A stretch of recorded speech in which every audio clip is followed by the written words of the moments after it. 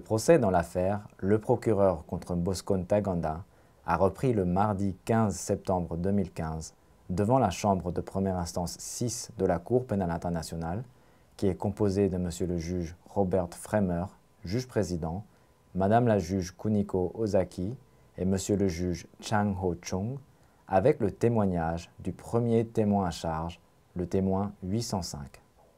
Bosco Ntaganda, ancien chef d'état-major général adjoint des Forces patriotiques pour la libération du Congo, est accusé de 13 chefs de crimes de guerre, meurtre et tentative de meurtre, attaque contre des civils, viol, esclavage sexuel de civils, pillage, déplacement de civils, attaque contre des biens protégés, destruction de biens de l'ennemi, et le viol, esclavage sexuel, enrôlement et conscription d'enfants soldats âgés de moins de 15 ans et leur utilisation pour les faire participer activement à des hostilités, et de 5 chefs de crimes contre l'humanité, meurtre et tentative de meurtre de civils, viol, esclavage sexuel, persécution et transfert forcé de population, crimes qui auraient été commis en 2002 et 2003 en Ituri, en République démocratique du Congo.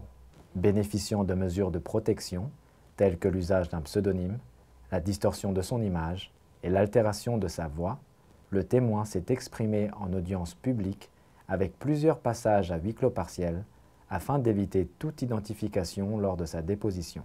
Exerçant autrefois des activités commerciales, notamment dans le secteur de l'alimentation et de l'or, le témoin a indiqué qu'il exerçait aujourd'hui des travaux champêtres.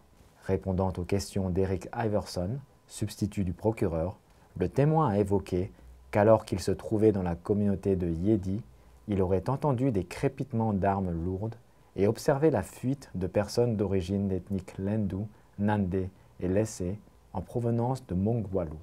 Le témoin aurait laissé plusieurs biens derrière lui, dont de l'argent, de l'or, ainsi que d'autres effets personnels qui auraient par la suite été pillés. Fuyant l'avancée des troupes de l'UPC, l'Union des patriotes congolais, le témoin a évité les routes principales et traversé plusieurs villages dans lesquels il a observé la présence d'autres déplacés. Avec les membres de sa famille, le témoin s'est caché dans la brousse. Lors de l'un de ses trajets, à la recherche de nourriture, il est tombé sur une bananeraie, dans un endroit non identifié en audience publique, dans laquelle il aurait compté en tout 49 cadavres. Donc nous sommes dans la bananeraie, vous voyez des corps. Est-ce que vous pouvez décrire l'état des corps que vous y voyez? Je vous remercie. Quand je suis arrivé à cet endroit, j'ai vu des corps.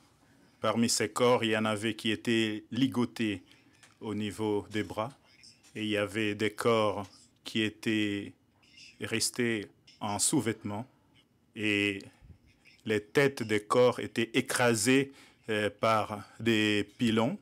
Ces mortiers se trouvaient là. Il y avait des gens qui étaient décapités. Il y avait également des femmes qui étaient inventrées. Parmi les corps, il y avait des enfants, des petits-enfants, âgés de 2 ou 3 ans. Il y avait des jeunes, âgés de 20-25 ans, et il y avait des... Le juge président Robert Fremer a également posé une question au témoin. Now, one clarifying question from my part. Et une question d'éclaircissement de mon côté maintenant, monsieur le témoin.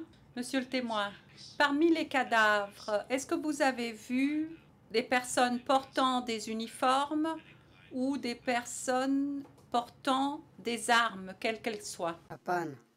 Non, je n'ai vu aucun cadavre portant une arme quelconque ou un uniforme militaire.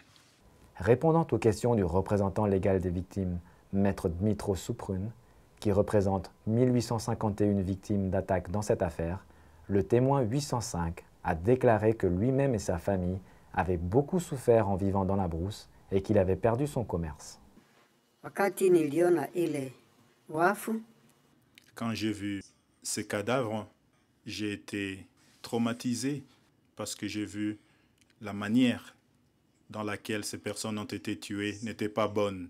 Ils avaient inventé les personnes et cela m'a beaucoup troublé. Ces traumatismes a pris longtemps. Monsieur le témoin, vous, en tant que victime de la guerre, qu'est-ce que vous attendez de la Cour pénale internationale à l'issue de la procédure dans la présente affaire contre Bosco Ntaganda?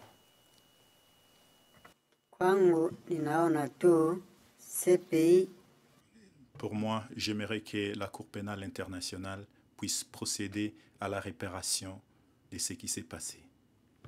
Maître Luc Boutin, conseil de la défense de M. Ntaganda, a montré aux témoins son formulaire de participation en tant que victime, dans lequel il avait indiqué que sa maison avait été incendiée.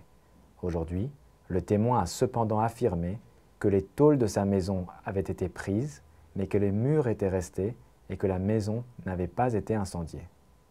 Il a par ailleurs déclaré n'avoir pas rempli le formulaire lui-même, quelqu'un d'autre l'ayant rempli à sa place, mais qu'il avait en effet signé le formulaire. Avant de signer, c'est bien votre signature qui apparaît au bas, monsieur le témoin? J'ai oublié la personne qui a rédigé pour moi ces documents. Vous avez eu l'occasion de relire ce document avant de le signer?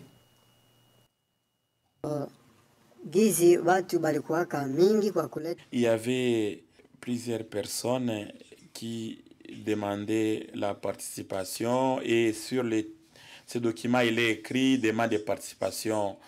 J'ai été convaincu que le document est bien rédigé, donc je n'ai pas eu l'occasion de le lire. Le reste du contre-interrogatoire du témoin 805 a été mené essentiellement en audience à huis clos partiel. Le procès se poursuit avec la comparution du deuxième témoin de l'accusation, désigné par le pseudonyme 901.